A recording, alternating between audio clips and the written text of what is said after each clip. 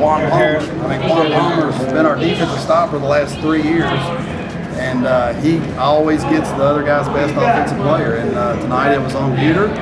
He did an excellent job. Of course, Booher got in foul trouble early. He had to sit down most of the second quarter. And but like I said, it was a total team effort. Our defense was outstanding tonight. And like I told the guys, it wasn't going to be another 88-85 double overtime game. I knew it was going to be down the 30s, 40s, maybe the 50s. And but these guys, they just scrapped and clawed every defensive possession. And I was really proud of them on the defensive end. The offensive rebound against, 6'4", 6'5", 6'6", 6'8", and 6'4" coming off the bench, and yet 32 and 25 able to get some offensive rebounds. How was that key against a very tall team? Well, we told them, that was number one on the board back there. If we don't rebound with them, if we don't out-rebound them or be right there, equal with them, which we were, I believe, for the game, we have no chance of beating them because they get those putbacks, offensive putbacks, and that's, a lot of their scoring in there is those two big trees they got inside. But I thought the difference in the game, really, if you look at the second half, all of the first half was just slow up and down, run your offensive sets and so forth. But the second half, when we got some transition offense going, that's where we got that little spurt that we've had all year, and it went from down 1 to up 7, 6 or 7.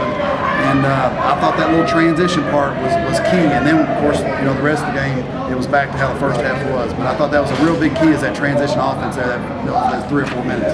Coach, talk about James Bolden and how your team responded when he went out with foul trouble in the first half. Well, that's why you play 28 games in the regular season. We've been in that scenario before. And, down at Ryle, that was a game like that. There was 2 or 3 other games like that this year that we had to learn to play without Beadle on the floor.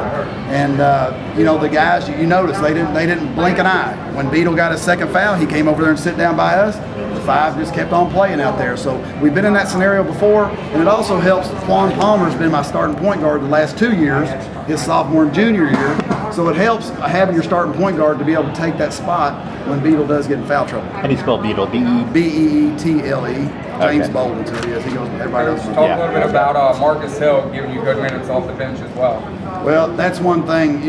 Last game we didn't play Marcus and Quentin together, but we that was an adjustment we made. Instead of playing one of the other freshmen that we played earlier in the game, we inserted him. He did a great job. He did a good job looking at the scout report, watching clip tape this week, knowing what that we knew they was going to go right at him as soon as he was inserted to the game, which is what they did.